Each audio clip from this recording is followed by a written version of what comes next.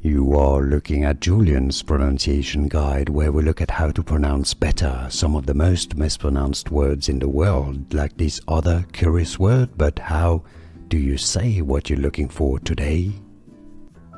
We are looking at how to pronounce the name of this weapon. Essentially, we'll be looking at how to say more confusing vocabulary, so make sure to stay tuned to the channel.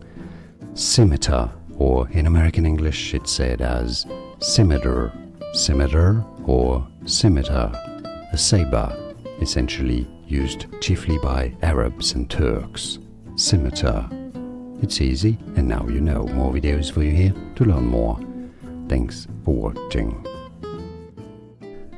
Here are more videos on how to pronounce more confusing words and names too many mispronounced. Like this video if you found it useful. I appreciate your support. I'll see you soon, and thanks for watching.